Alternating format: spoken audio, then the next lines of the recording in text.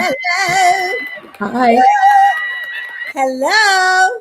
How are you? Oh my God, I'm so supercharged. I don't know if it's the rain or what it is, but I'm just feeling the vibes. I'm in an amazing mood. I mean, I'm normally in a good mood, so it's like, oh, it's far fetched. Oh, you're in a good mood? Really? You never are? No, I'm usually always in a good mood. Hey, Morris, how are you?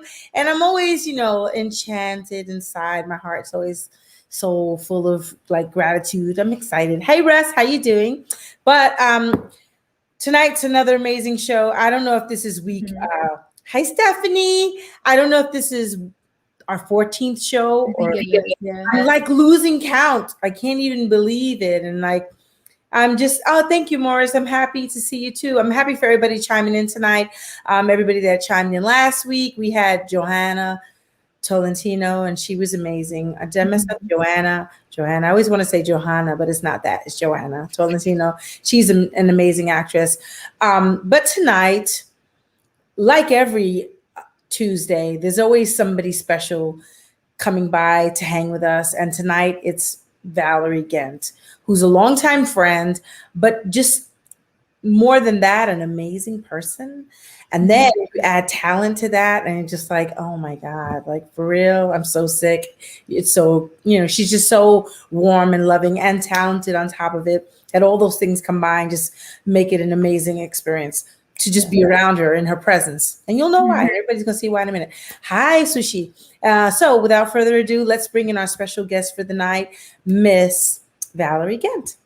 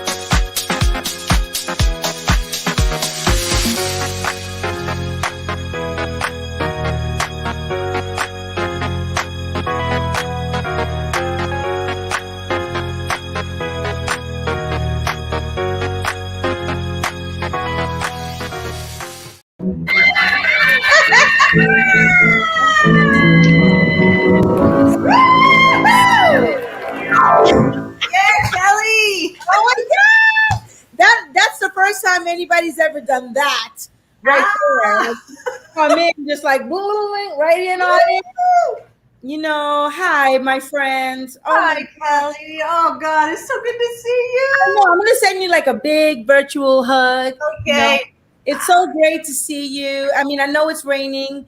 I heard the rain. I mean, it's so loud. I don't know if you guys can hear it where you are. I mean, it's beating on my windows, and I know on our side it's crazy.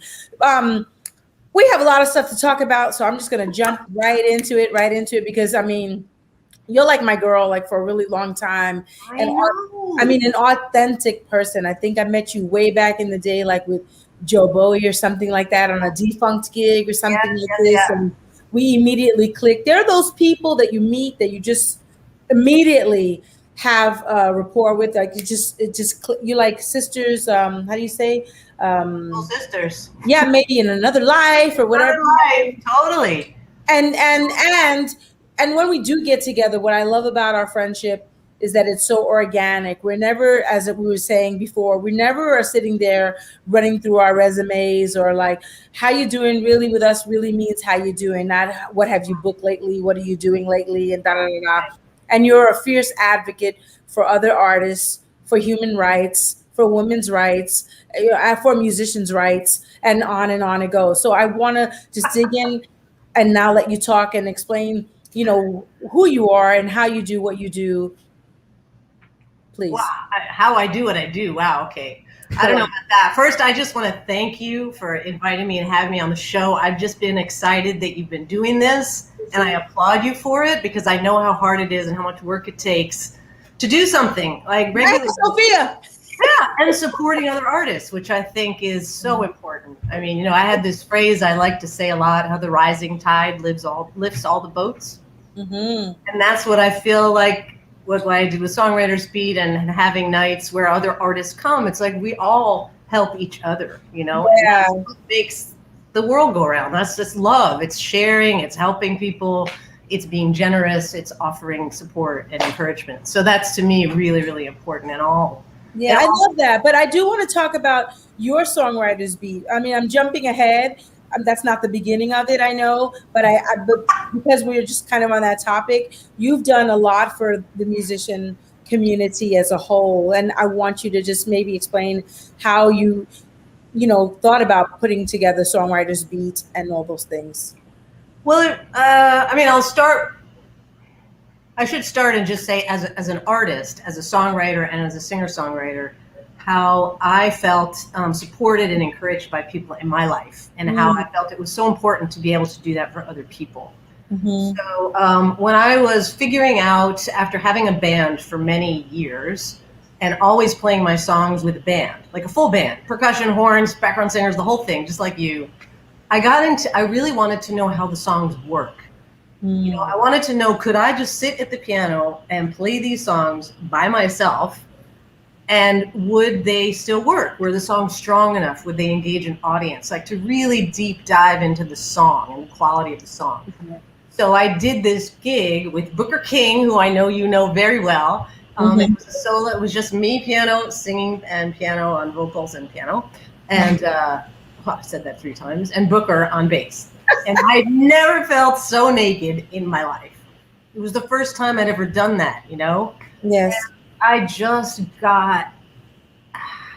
fell in love with songwriting and the performing songwriter, and how to encourage performing songwriters. So I think because I went through that experience of just stripping it down, and and I think saying it that way, I wonder if partly that came from Joe Bowie, also in Defunct. Had his stripped down Defunct. And we stripped everything naked. He even called it Naked or Defunct. So yeah, I heard that. So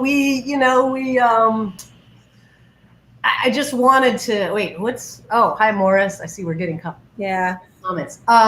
So I really wanted to go into the songs, and I felt like that was important for me as an artist. I'd made records and stuff, but I really wanted to know, before I made more records, I wanted to focus on the songs. And that dovetailed with working with Ashford and Simpson at the same time during those decades. And that's all we did all day long was working on songs. And I was there with them while they were songwriting and being. And they're incredible songwriters. And they're incredible. Yes. And to really see how hard they work, on a song. I mean, some songs appear and it's magic and they're done. And those songs are, I think, gifts from the heavens. It's like you're a channel, you open and the gift comes. But there are other songs that needs, massaging in different versions. And is it this key, that key? Is it this tempo, that tempo? And I saw them, I learned a lot watching them working on songs that way. So it inspired me to take that and put it on my own songwriting. But I wonder as a songwriter myself, and this is just, I think one day I'm going to try and experiment with this. I wonder if when I'm sitting down and I'm writing a song, I wonder if the better song is the song that didn't need so much massaging. If the better song was, because I'm guilty of this for sure. I'm guilty of overproducing songs. I'm guilty of over arranging songs. I'm over singing them. I just everything over the top. It's just like, and that's because sometimes more in that moment feels better to me in that moment. And then later on I listen back and it's like, it's so convoluted and full of stuff. I didn't even need that. I'm wondering if I would have went with my first fresh thoughts and stopped there, it probably would have been better. Maybe. I don't know. And that's the thing, It's hard to know. I mean, I know I'm like a first take, second take person when I'm singing, like when I'm recording a new song. There's something about the way it falls out the first or second time, maybe third time. But after that, it's like I'm thinking too much about it, Absolutely. And it's true. And then I start thinking like, oh, I could have sang that different. Or I could have, done that different. And even now, I mean, I'm a little kinder to myself these days, but in the past, I would beat myself up after every performance or something, just listening back and thinking like, why'd you pick those notes to sing? Why'd you do those ones? We all do that. We're our own worst critics. I don't do that anymore now. Now I don't really do that. I've evolved. I've really grown to just learn to enjoy the process and having a good time, because I always go back to the core of what it is I love about music so much. Yeah. And so I'm just trying to stay connected to those feelings as opposed to trying to critique it and trying to make it blah, blah, blah. So that said, I do. So you did the songwriter's beat. And what happened? Did it just, after time, just take its toll, or you just phase it out? The songwriter's beat I ran for 14 years. And at that time, there were probably over 400 singer-songwriters that came through. It was once a month, and I put together the nights once a month. We had festivals, we had theme nights, love song nights, political song nights, political songs of change. All the things we organized. Festivals in the summer. We had songwriting workshops that the ASCAP Foundation supported. So we were doing a lot of different things. And after 14 years, I realized I need to focus on my own music a lot more. I mean, it takes up, as you know, a lot of time. It does. And I mean, what I loved about doing it is I would put myself through the same, I would make myself write new songs to do at songwriters. Oh, that's amazing. That was one of the things I would encourage people to try new songs. That's amazing. I really wanted it to be a night where people went out on a limb, Yeah. But what about Feel the Music? Like that foundation, that's a nonprofit you co-founded. And that helps so many different types of people in need. Can you elaborate on that? Feel the Music is emerged in a way out of Songwriters Beat and the concerts we were doing after 9/11 to raise funds for the recovery efforts. And as I met a lot of family members and volunteering after 9/11, I had the idea to bring together musicians with the children who had lost family. So Feel the Music originally was very much tied to 9/11 recovery. And so I founded that with Arturo O'Farrell. Sherry Johnson was also involved very early on. A lot of people that were teaching with us. And so we had these amazing workshops for many, many years with hundreds of kids all in the tri-state area, kids and families. And it was very powerful work to see how music brought people together, helped people recover from trauma, and I won't say you don't really recover from loss, but it becomes integrated into a different part of your experience. That's amazing. And you have such a big heart. With that. And it's continued in different ways. We have different programs.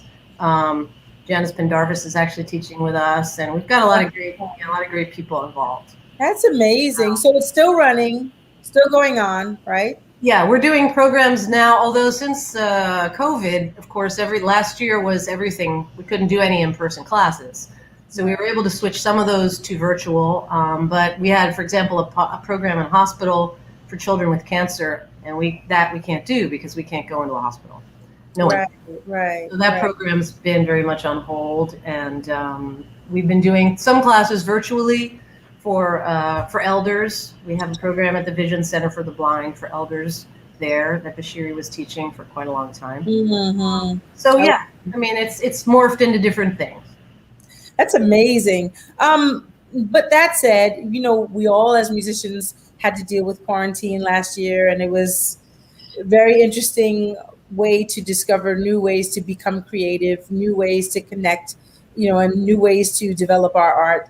And I love the video of your Get Funky, and I would love for everyone to see it. So if we can play that now, that'd be great. All right.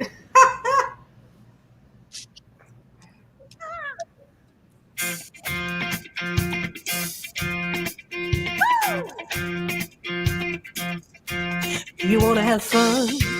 Do you want to know how? Do you want to just let go?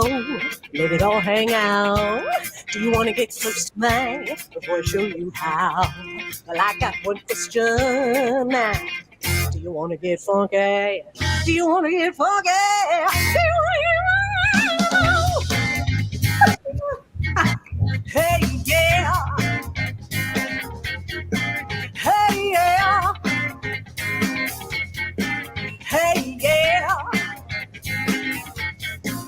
Do you want to be free? Free to be yourself.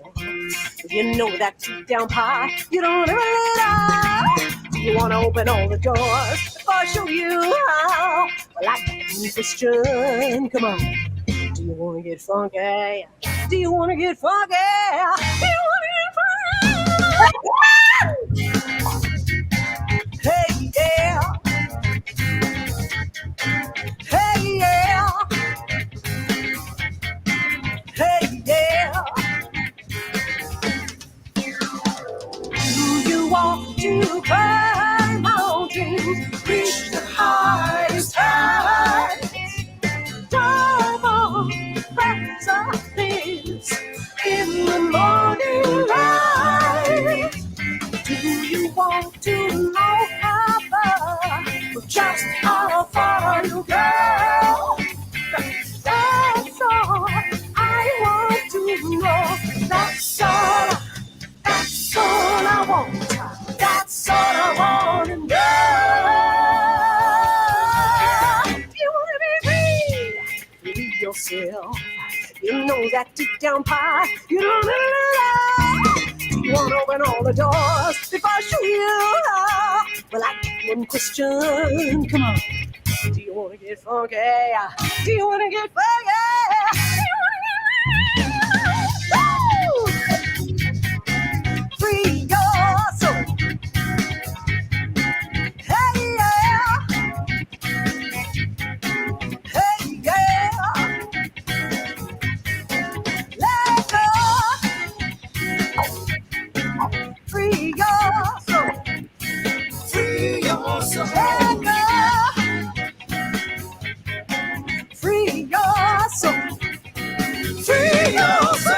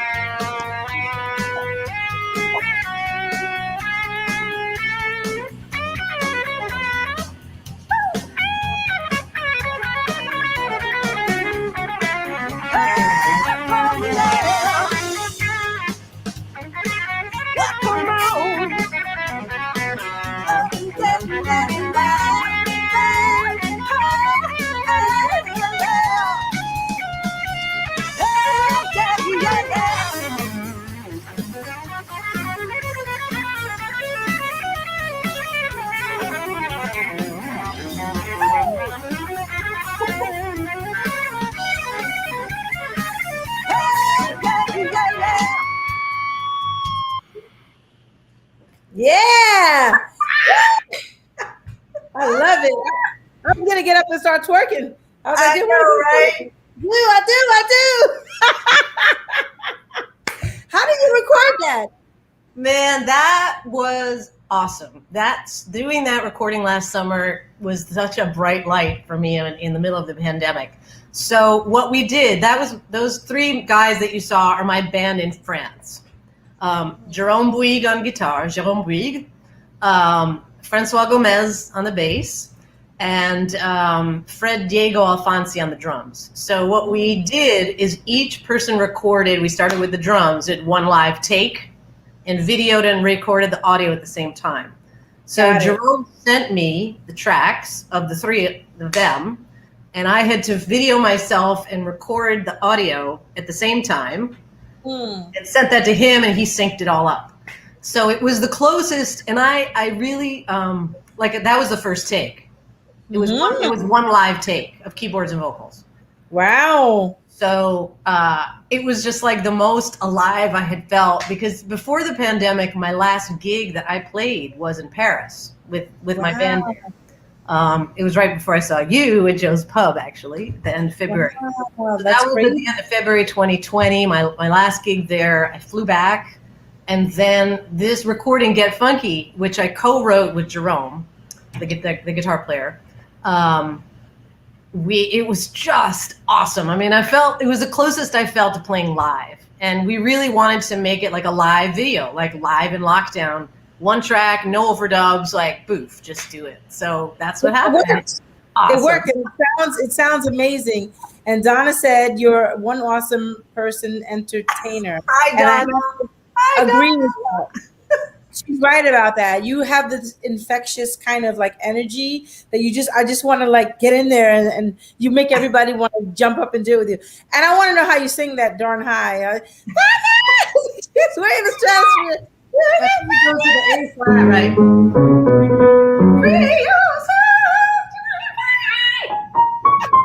It's a B, right? High B. Oh my God. Yeah. Earlier today, we were singing Minnie Riperton, "Loving You," and with my nephews, and we were just like working on that. And then we were like, oh, it's really cute. I feel like my voice has actually gotten higher. For some reason, it's gotten easier to sing higher. So I'm just holding on to that while I can do it. I think my voice, our voice is always changing. It's going to keep changing forevermore. It will never stay the same ever. Yeah. And so it's really imperative. You already know the spiel, blah, blah, blah, whatever. But I feel that way too. I'm digging the changes in my voice very much too. I'm really liking it. I'm like, there's a sound. Like a few years ago, I had a raspiness that I just couldn't get rid of, that I didn't always want. And I was like, I don't want this rasp, and I know that it was coming from a lot of stress and lack of sleep and and dietary things. I know that, and now it's gone, and I'm so thrilled. But now it's taking shape, and something else is going on that I'm really liking these effects and how to work with that kind of thing. Yeah. No, I think for me it's been a big exploration of finding, because I like to sing so many different kinds of songs. Yes. I like singing deep, bluesy, growly songs. I like singing these crazy, funky things that are more nasal, I guess. And then I love singing just classical, pure soprano. I released a piece that I recorded with my mother. That's a very classical piece of music that she recorded. We recorded in 1988. It's a classical piece that she wrote. She put a Russian poem by Lermontov to music. And so I'm singing soprano in Russian on this. What? Seriously. So look, Michael Hill is here. Hi, Michael. Hi. So this year, during the lockdown, like doing these live in lockdown, we've recorded actually a series of these videos. I've only put one of them out so far, but we have a bunch of them, which I'm really excited about, with this same band. That's amazing. Yeah, and I was about to say something though. Wow, I can't remember. Anyway, what I was going to say is, I just was in France a couple of weeks ago, and I did some concerts while I was there with those guys. So one of the things I was worried about with the pandemic, even though I was singing and recording and writing and doing lots of different kinds of projects, I hadn't sung live in a year and a half. So I was kind of going, damn, I better, start doing those vocal exercises. And so the place we were staying in France was near a vineyard. So every day I'd go out in the fields and I'd vocalize with the grapes, like. But and then when we did the gig, oh my God, the first show in a year and a half, I was just over the moon. It was so electric. I was just editing some video. I'm going to put a composite video of a couple of the songs, just like a little tidbits video. And man, it was so great to play live again. But you know what? Your resume, and I need to talk about this because you're so humble, you won't mention it, but I will do it for you. Like your resume, come on, you've worked with some of the biggest names in music and luminaries and icons like Nina Simone, like Maya Angelou, like Roberta Flack, Debbie Harry and Blondie, Sir Cliff Richard, Billy Preston, Ashford and Simpson, and so many others. When you think about your music and the sounds, I can. You say you love it, but I can actually hear those influences. I can hear how they take their form in a different way because it's you. Yeah. It all made sense. I was like, that makes all the sense in the world to me. Yes. Oh, totally. After recording Nina and working with Nina Simone. That was 20 years ago this year. Wow. It was 20 years ago. It was the end of April, beginning of May. We were recording in the south of France with Ashford and Simpson. It was a song for Valerie Simpson's solo album. And this amazing duet called Make It Up As We Go. And having the privilege and honor to,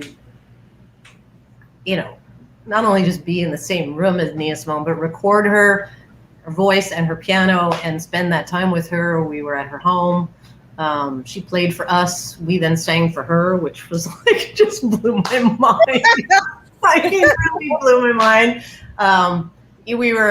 Nina had just played some songs for us, and then at the end she was working on a record, actually. And I think the recording we did was one of her last recordings, actually. The recording that I did with her, or we did, I should say. But when she was done singing and playing, she turned to Nick and Val and said, "Well, I've played for you. What are you going to sing for me?" Oh, I love it. And so Val turned to me and she said, "You remember Steal Away? You know the song Steal?" And of course yeah, sure. But I never sung it with just Nick and Val, And she goes, so that's what we sang for Nina Simone. It was just the three of us. Wow. It was I get the hairs go up on my as I remember it. It was one of those moments in my life where I just, this is happening. This is really happening. And I love Ashford and Simpson, and I didn't really know Nick very well. I met him on a few occasions, and I don't know if he ever remembered me or not, but he always acted like he did. It's just like, and I felt like I was going, "You remember me?" And it's like, "Yeah, girl." I sang background for them a couple of times too, and I always felt like I needed to remind them of that too. And then after a while, I was just, okay, wait. And then I would see Valerie, and again, I would always feel like I need to just say, "It's me, Kelly," again. And she's always, I know. Like, would you stop telling me? Yes. I know. Yes. I know it is. And recently, well, maybe a few years ago, we had a conversation.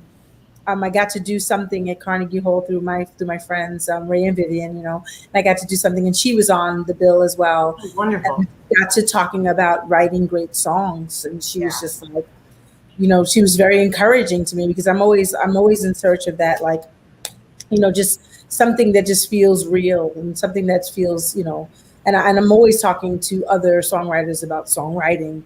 I'm probably super annoying. I'm super annoying with it, and I'm okay with that. That's fine. But I want to talk about it because I find that it's so special. It's such a special thing that I love that. But anyway, so I want to say, you being in the room with all of those with them, and then you're being like such a force on your own, that must have been just like a total trip. Do you ever write with like Nick and Val, like together too? I would love to. I wish that we had. When I was working on my Day-to-Day Dream album, I had actually asked them if they would sing background in one of the songs, and Nick was like, you have background singers right here, whatever, because they very kindly let me use their studio to record some of my vocals, because I could go up there on my own, record myself. As the engineer, I just set it all up and record myself. I didn't need someone else. Right. Although I've learned over the years, I really like having an engineer. Like, being the engineer, the producer, and the artist all at the same time that's a lot of hats. I like it. I do it. I like it. I enjoy it. But that, after that, there was a song that was very inspired by Nina, that's on that album, Day-to-Day Dream, that I wrote, called "He's My Man," and I'm singing very low. It's a very jazzy kind of tune. Let's hear it. Huh? Let's hear it. You want to hear it? You can find it on. Oh, I thought you were gonna play it right there. No. Oh, I don't know how it goes. He's my man. Where did it go? He's my man. He's my. I have to remember the chord. He's my man. I'm gonna love him all I can. It was like in that range. And when I went to record it, Booker played beautiful upright bass on it. And I asked Stephen Bernstein to come and put trumpet. And he walked in, he started listening. And without knowing any of this, he turned to me, he's like, "Someone's been listening to Nina Simone. Val, you've been listening to Nina?" It's like, oh my God, it's that obvious, So it was a huge, huge influence. And Nick and Val are huge influence on me. Yeah, yes. I mean, I listen to all of them, all of those you mentioned. Yes, always. And that's so crazy with Nick and Val. I keep a song on repeat of theirs that I told Valerie this, and she started laughing. I was like, almost every single day I play It Seems to Hang On.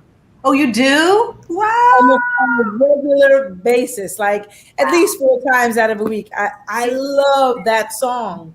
Yeah, I know. About that groove, the way it sits. It's great. Touches me in a place. And then when they go to that part, yeah. And then they go that high note. I was like, what? Yes. And then that bass line, the bass line is crazy on that song. I think that's probably Francisco Centeno, probably. I've been trying to work on keeping these shows a little shorter, and I'm failing miserably. So we have a lot to talk about.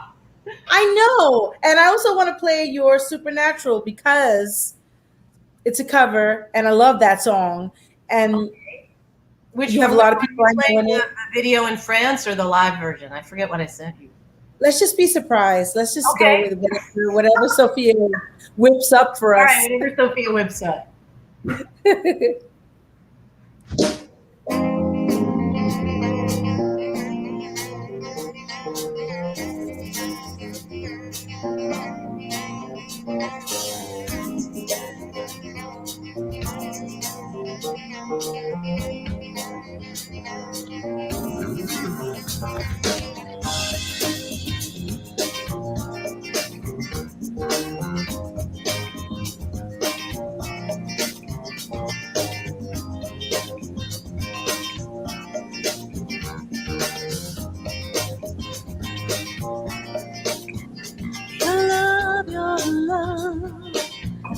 Is a supernatural thing. Your love is a supernatural thing. When we touch, it gives me such a funny feeling in my brain. I'm so possessed by your love. Sometimes I don't even know my name.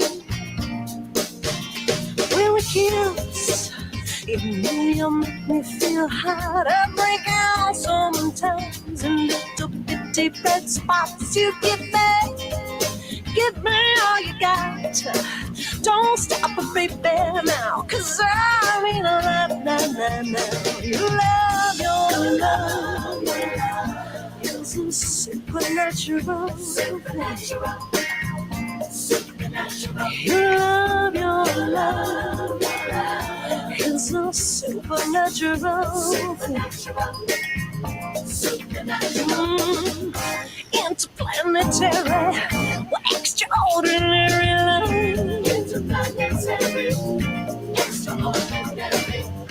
Interplanetary, extraordinary love.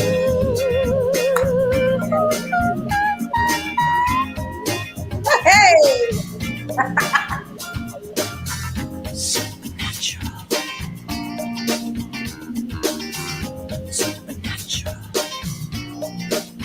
You give me constant every time. This is a family show. You, well, your love is so electrifying now, so satisfying. Lord knows I ain't lying, baby, 'cause your love is so supernatural. Your love is a supernatural thing. Yeah.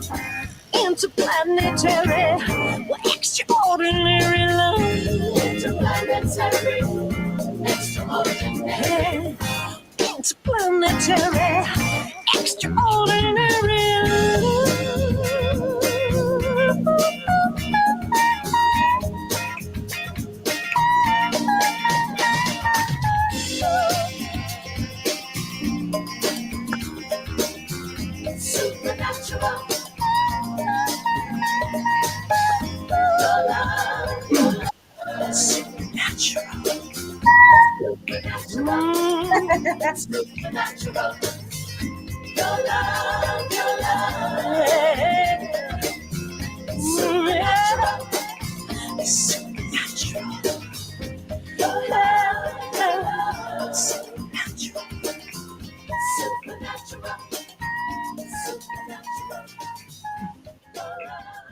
Yeah. Yeah. I love it. That's amazing. I love it. And the musicians were like having such a good time. And I love the spin you put on it. And Monica, oh, it's my sister, Monica, says she loved it too. Oh, yeah. And it was very sexy. So That I came up with that bass line.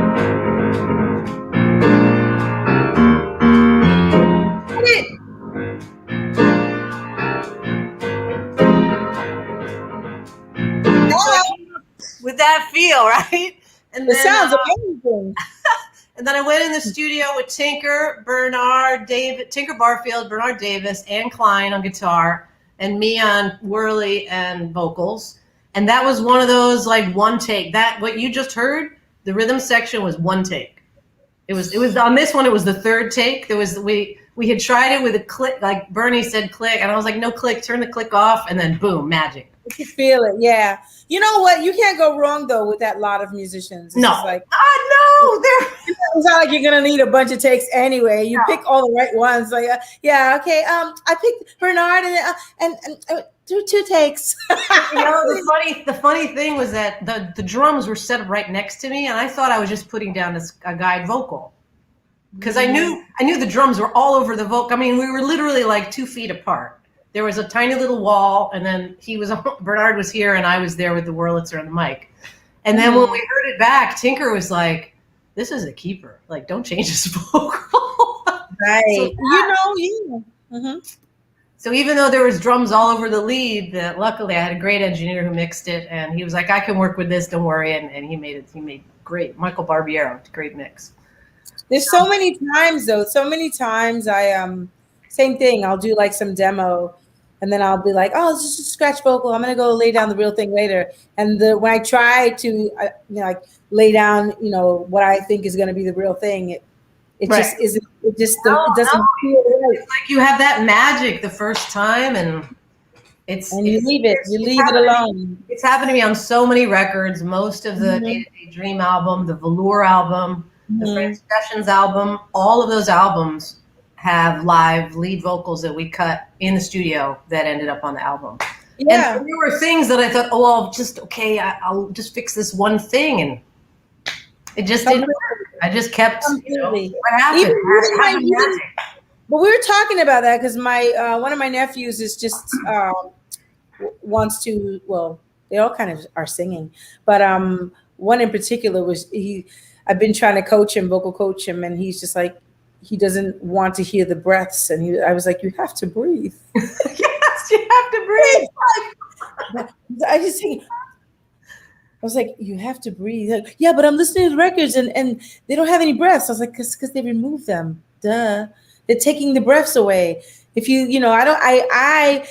there's only, I think, 1 or 2 songs that I've ever recorded that I've asked them to remove the breaths. And that's because they were really interfering. It was that intimate that it was disturbing the intimacy. Right. But otherwise, leave the breaths because I wanted everybody to hear. It sounds human then to me. And I want everybody to hear me dying.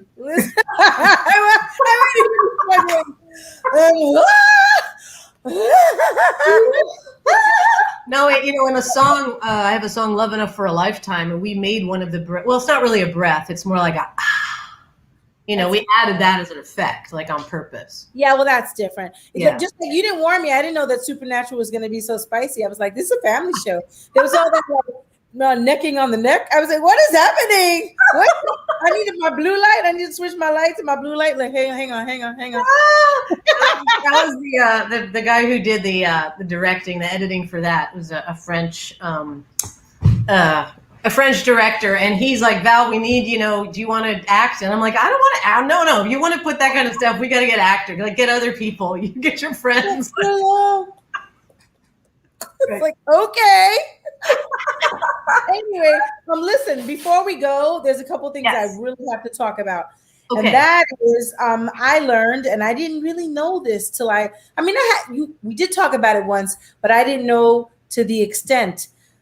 I had no idea that you went to China 15 times to study the Qigong, is it? How you say it? Qigong? Qigong. Well, Qigong. Qigong? Yeah, and internal martial arts. And I don't even know what internal martial arts is. Tell me. That's amazing. So the internal martial arts, I'm sure have heard of Tai Chi. Yes. Most people. So that is that's of the three, there's several internal arts, but of the three that are most known in China, Tai Chi is one, and there are two sister arts. One is called Xingyi Chuan, and the other is called Baguazhang. And those two are lesser known in the United States and most of the world outside of China, actually. In China, they're often learned together. People often study all three or focus on one, but they do the other two as well. They all have components of Qigong and meditation in them. So I've been studying Baguazhang and Xingyi Chuan, for a long time. So yes, 15 trips to China to study with masters there and teachers there. It's been pretty amazing. It's another practice. It's a very personal and intense spiritual practice in a way, because you're really delving into yourself. So it's one of the things that's really kept me going through this pandemic. I'm very grateful to have an internal practice that I can do wherever I am. If I'm stuck in the house, if I can be out in the park, it's better. But if I have to be inside, I don't have to go to a gym or something. So it's really powerful. And I think some of the changes in my voice have been from some of these very intense breathing exercises. So how did you learn about this, and what sparked your interest? I'd always been interested in learning Tai Chi, and I actually trained, took a few lessons with someone in Chinatown many, many years ago. And then started studying and more Xingyi and then, started Baguazhang, then went back to Xingyi because it's a little hard to explain, but the two went together. And then I found the first time I went to China was in 20 years ago, 2001. This year was when I met my first teacher, my first teacher in China, who's been a very important part of my life, actually. So it's very powerful. I mean, it's been very interesting to see China change over the last time we were in China was in 2018. So that's from 2001 to 2018. It's changed incredibly. Right. Wow. But yeah, we're very fortunate to have worked with teachers there, and I now teach with Internal Arts International, which is the company started by my husband. So we teach together. He's been studying, of course, much longer than I have. But I've also helped with a lot of books with our Chinese teachers. I've taken photographs and proofread them, and many, many books and online classes also in internal art. Wow, that is incredible. Yeah, we now have, I think, up to 8 or maybe 10 different Qigong online learning Qigong programs, and we did 4 of them last year, actually, during the pandemic. Because we found it, people really needed things to keep them healthy and calm and have meditation to do when, we're going crazy. All we can do is take care of ourselves. I get that because I'm a Buddhist. So I've been meditating for so many years, and really I feel like that is what keeps me most centered and and in the place that I choose to live mentally, and keeps me, and I'm grateful for that. And when I was a kid, my father studied Tai Chi for a long time. Really? And taught me, right? And I was like, oh, Dad, I hate that. Like that. Do you practice at all? I mean, just now, now, never. Hello, Chris. Thank you for joining. I'm just gonna real quick say hi to everybody who's sure. I know. Yeah, we have Morris and Russ and Stephanie and Gary and DJ Drez, and we have my sister Monica, and Russ, Sushi, and this woman named Valerie Ghent. Who's that? I don't know. There's Donna and Michael, who came for a moment, who I'd love to have on this show. That would be amazing. Oh, Michael, yes. Yeah, and Gary again, Gary Fritz, who's an incredible percussionist in person, and all those things. And now welcome Chris. And so I want to thank you all for coming and hanging out with Dress says Valerie is dope. Yes, she is. That's all you're gonna see up in here. Kelli Sae is dope. No, thank you. But that's all you're gonna see up in here, wow, people, is dopeness. Like dopeness every week, like for real. And anyway, so he was showing me how to do it, and I tried a little bit, I got into it a little, and then he stopped bugging me about it, and I stopped asking about it. And then maybe about, I want to say 8 years ago, I took 2 classes. To get back into it again. They had a really good practice in my neighborhood, and then I didn't have the time with travel and just being so busy, and it's nothing that I could probably, I remember a lot. I could probably just watch something on YouTube and pick it back up, a little bit if I want to, but and I might, but what I want to say about the breathing is, with meditation, you're right. I do feel like some things get released, and there is definitely a connection. Oh, hi, Harren. How are you? A connection to all of that, and to our craft, our art. Absolutely. And how it manifests itself. Absolutely. Interesting. And that's a topic for because, the whole idea of breathing, the lung connection with the diaphragm, and how you deliver the voice, and the health of all your internal organs. There's a practice that I actually, for many years, I've been thinking of doing this, like a Qigong class for musicians. There's 2. One is based on the 6 healing sounds, because you're basically singing, but you're making very particular sounds in very particular mouth shapes with a tongue and teeth position, and each sound and pitch hones to a different organ. Yes. Wow. So you're vibrating like your liver or your lungs or your heart, and it's really powerful stuff. I'm not surprised, because with my vocal coaching, we do kind of exercises that are kind of comprised of some of the things you're speaking of. Really interesting. But I personally sing a lot better right after I've eaten some French fries and had I'm kidding. I'm joking. I'm kidding, but no, but that's Donna says it sounds like a great class. It does. And if you decide to do it, like, just, if I'm not around, just enroll me anyway, just like save a seat for me, save me a seat in that.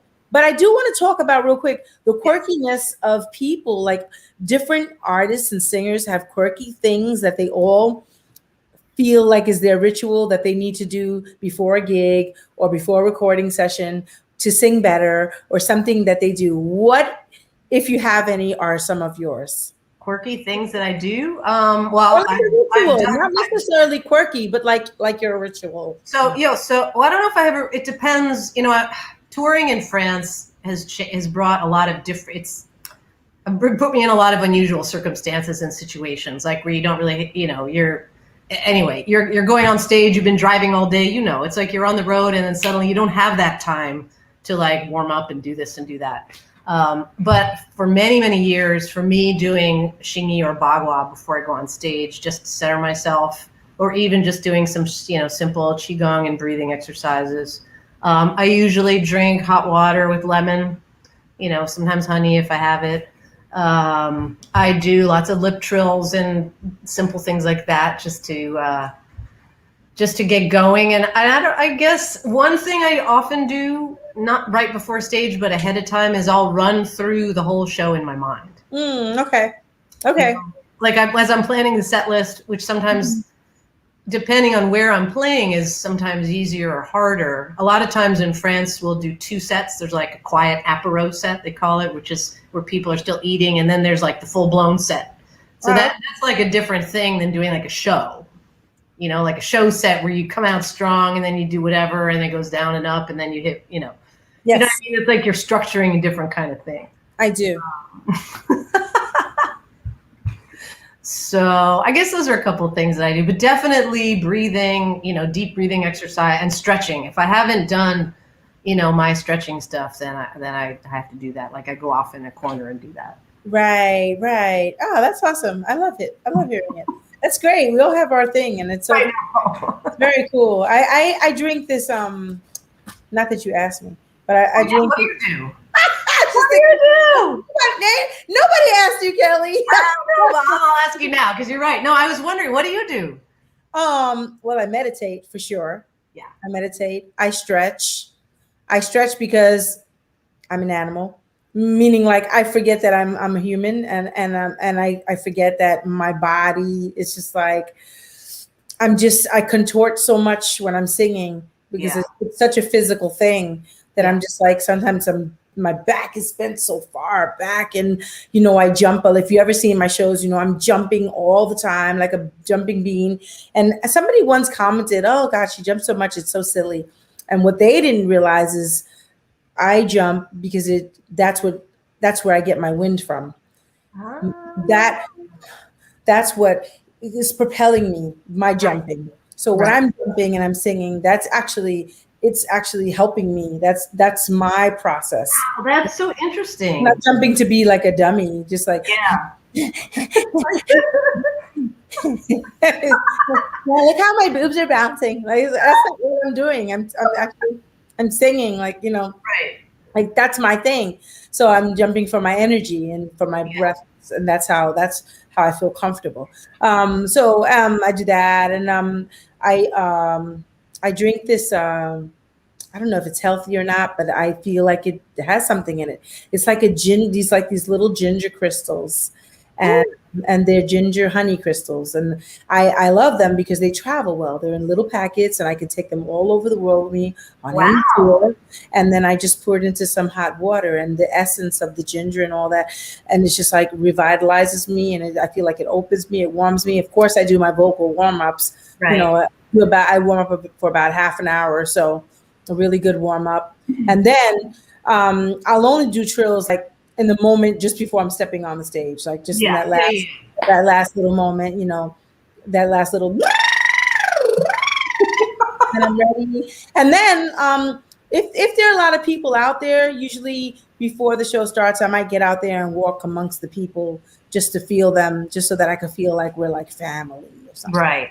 I'm not like bugging out. Like I'm just like, this is weird. Yeah, I like that when I'm at Joe's Pub. It's a little, like I'll peek out, but like a sugar bar, I'll go out and see who's there and say hi to people. Yeah, I'm with you. Yeah, and if it's a festival, I'm out there in the crowd. I'm walking around for a bit. I'm just really trying to feel the essence of the people and feel what I'm dealing with. Sometimes you especially on those really big ones, not everybody's there for you. There's a big lineup. You don't know. So I'm just like trying to feel the vibe. Like, totally. No, it's really those are all really good points. Yeah, I just need to feel like so that I could feel totally relaxed and not nervous. And let my whatever those nerves are, let that be excitement, not nervousness. Let that be that, not like shit. I want to be like, I'm so excited. I want to feel like that. And that's what I'm looking for. That's awesome.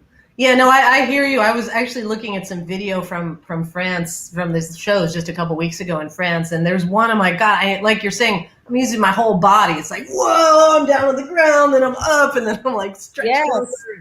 Yes. So singing is very, very physical. I totally agree. Oh, but here's something I never talk about, and we should talk about this. What we do after a big show. Very importante. Sí. So what's your after show? Well, what I used to do, usually what I've done is I've run out there and I just talk to everybody, and people want to buy CDs and you take pictures and you sign them, and I talk. I'm trying to give myself a little bit of time to do a little cool down before I do that. Because it's like that's the part where your voice really gets strained. You have to do that cool down. A lot of singers don't know that. Like you have to do the warm up and you have to do the cool down. You have to do it. So I do that, and then And then when I'm finally alone after the meet and greet and the whole nine and all that, which I absolutely love doing, when all that's finished and I finally get back to my hotel or wherever I'm going to be, then I just usually I soak this body because Nice. because of the physicality of what just happened. Yeah. And then I might rub on my throat like Tiger Balm and rub it and wrap it up, and then I'm just like silent, more of that tea Right. talked about, and that's my self-care. It's like that loving moment just to give me some love, me time. Yes. It's so important. It's so important. Because, you put all this energy out there and you're just going and going. And you're right. At that moment, it's easy to just feel like there's nothing left. And so we have to take care of ourselves in that moment and nurture what's there so we can keep doing it. Totally. So before we go, Yes. I want to talk about, it won't be too much longer. I want to say that you wrote a song called New York City Streets, and critics hailed it as such an amazing song that it should be the new anthem for New York City. Yes, I know. When I saw that in a review, I was like, oh my God, yes. So we want to play a little bit of that, if that's okay with you. Fantastic. Absolutely. New York City Street.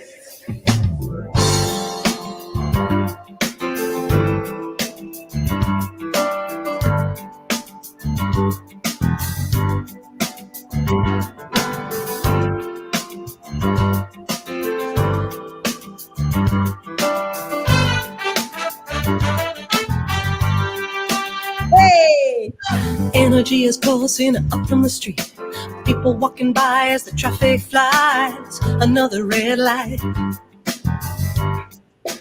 I think they feel the heat, think they feel the beat now. Coming off of the street. The city's calling. Hey! Love, I hate the city, but it's where I was born.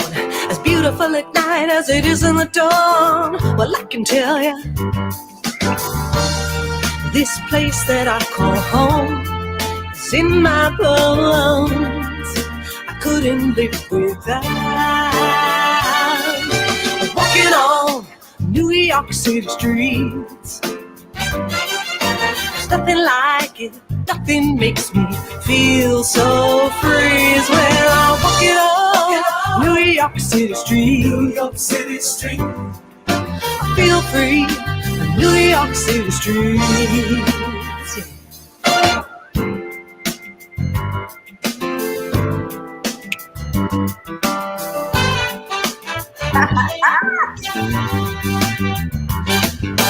Brooklyn and the Bronx, Staten Island and Queens, Manhattan all together, it's a city of dreams for around the world.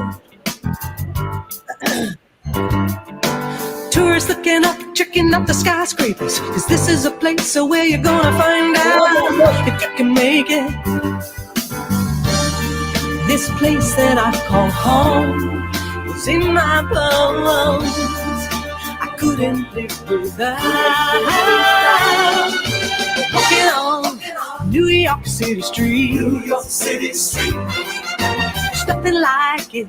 Nothing makes me feel so free as when I'm walking on New York City street. New York City street.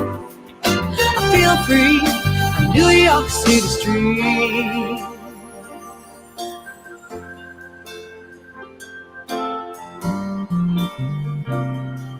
Oh my gosh.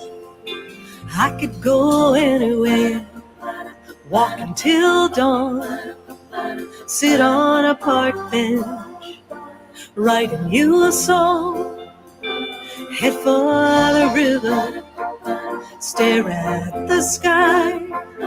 I could go anywhere, cause this city is alive.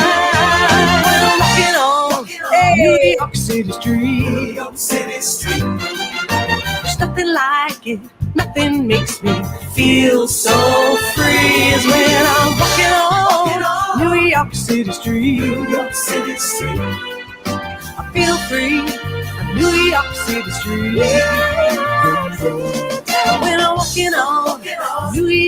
Street. New York City Street. There's nothing like it.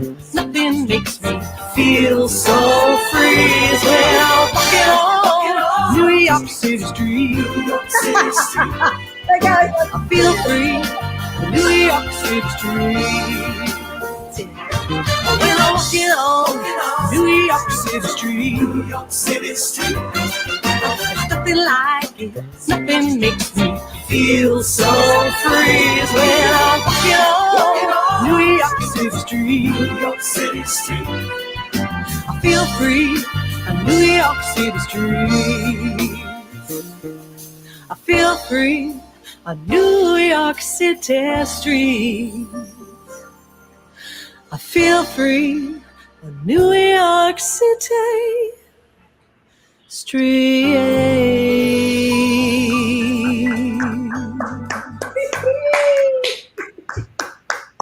That was incredible. Nothing That was like incredible. Nothing makes me feel so free as when I loved it. You know who the background singers are on this, right? I don't know if you could probably guess, but you saw Keith in the video, so you know Keith.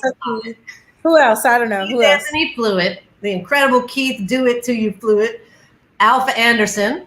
Yes. Our dear, dear Alpha, who you also heard and saw in Supernatural Thing, because she's singing background of that. And Dennis Collins, amazing Dennis Collins, and myself. So the four of us were doing all the backgrounds. It's beautiful. It sounded amazing. What I was also amazing is all of your costume changes. You changed like 30 times. I was like, what? When I put the video out, I asked somebody on Twitter. I was like, you know, someone said how many. I was like, can you make a contest? Guess how many outfits I had? You know. Oh my God! Oh, someone wrote about the horns. Yeah, the horns. Sorry, I didn't see who that was. I just saw horns. Yeah, put it back. Hey, Morris. Yeah, cool. The horns. There were. That's a lot of tracks of horns. There were 2 horn players in France, in Paris. 2 great trumpet player, Marc Borlée-Haute and Nicolas, oh my God, why am I blanking on his last name? Shit, it'll come to me. Sorry, I shouldn't have said that, right? Does it matter? And then we also have I said it earlier. Nicholas Baudino. He's playing all the saxes. And then there were 3 horn players from New York, Steve Bernstein, Paul Shapiro, and Dan Levine on trombone. Sounded incredible. I love it. I love the song. I never heard it before today. You didn't? Oh, I thought you heard it before. Oh, cool. Never. And now I like that I heard it because now it's going to be in my life. And it's really great, refreshing. And I love the visual. It's incredible. Yeah, we took, so it was 6 days, 6 different days of shooting, like in different seasons and stuff, all over the place. I could tell, but it was just done so well. Anyway. You know what's crazy for me is like seeing those shots now before COVID and like New York before. People could be close together. Yeah. My favorite shot is the waiter going like. It's like, come on in. Come on. No, there's a lot of very special places in that video for me, like places where I grew up and that have, you know, meaning for me in my life. So I should probably write those up at some point. It was beautiful. Anyway, I'm going to let you go because I personally could talk to you forever. I know, we could talk. I want to sit and I want to do, can I interview you? Like, can we flip this and I can interview you? We can do that anytime. Anyway, I adore you. You know that. And thank you so much for having me. Thank you. I wish you the best with everything. Continue doing the amazing things that you're doing. And clearly they're all working because, you know what I mean? Like this is a difficult business to be in the first place. And you've had great longevity in it. And there is the secret behind it is just, there is no secret. The secret is just be a cool ass person. That's really cool. That's why. Yeah, I think this is cool. Yeah, be cool, be generous, be kind. And my favorite thing to say is what Maya Angelou said, do your work. But not just that. I feel like it's all that you've never. It's easy to lose yourself, and you've never done that. You've always stayed your authentic, true self. As long as I've known you. Oh my God, almost 30-something years. If you think, I met you like 1992 or 3, around there somewhere. Right. That's when we met. That's how long we've been friends. You know. So, and you've been consistent. you've never flipped it and been anyone other than who I've always known. So. Well, this year I've gone on a lot of unusual paths and different turns and phrases. I don't know if I told you I did a collaboration with an Italian rap artist. I saw that in your rapping in Italian. I'm singing in English. It was awesome. So I mean, this was the year to just do stuff, you know, sing in French, do an Italian duo, you know, do a classical thing with my mom, like. But you see what I like. What it showed us is, it showed you that you don't just need a thing to happen to do that. You always could do that, right? We always could do that. We always could do so many things that we were doing because we were forced to think outside the box, right? You know, and forced to be more grateful for stuff that was like right in front of us, and it was like, oh my gosh. Yeah. So, and it's kind of, you know, an interesting thing, and as awful as it has been, and as many lives that lost, you know, horribly. I'm grateful though for the people, you know, that are still having our lives to just, you know what I mean, that to connect in that kind of a way. It's like totally. Anyway. We're filled with thanks, and I'm grateful for you and for our friendship. Me too. And I can't wait till we can see each other in person and sing together, because we should do something together. Or we messed up this interview. We should have done the whole thing like singing, like, what have you been doing lately? I don't know. Survive these days. And now we're gonna play this video by you. And nobody would have watched this. They would have just shut it all off. Like, okay, okay, this is what I'm doing. This is some madness. All right. Anyway, next. I love you. I love you so much. Thank you for having me. Okay, everybody, Miss Valerie Ghent. Let's give her a big round of applause. Bye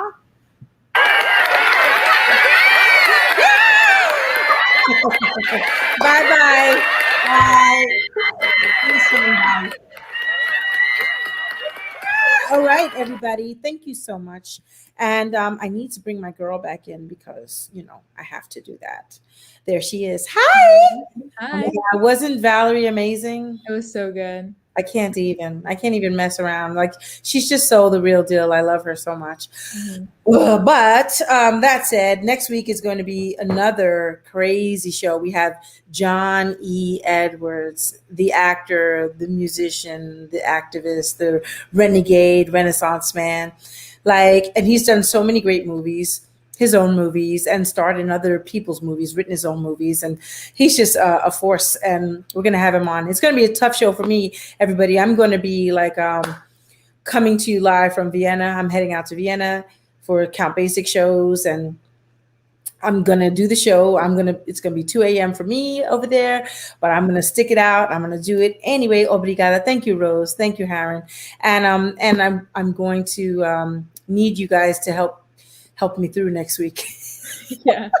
With the time difference. It's like drink a lot of coffee. Right? Hello. It's going to be nuts. But I'm going to do it. And I, you know, we could have canceled it, but I was like, I don't want to. We're on a roll here. We have awesome guests. It's been amazing. Everybody streaming live with us: Haran, Morris, Rose, Gary, Drez, Valerie we had, and who else? We had Chris, Sushi, Geeka, my sister Monica, Michael Hill, Donna, Russ. I said that already. I keep repeating myself. Yeah. And everybody else, if I missed you, I'm so sorry. But thank you so much for being with us tonight. Thank you, Sophia, for the wonderful montages, putting everything together, playing the videos. You know, I do need you. You just taught me a really cool trick on Instagram today. I needed that too. Everybody needs somebody young in their life. Okay. Bye, everybody. I'll see you next week. Same time for you, 8 p.m. Bye. Bye.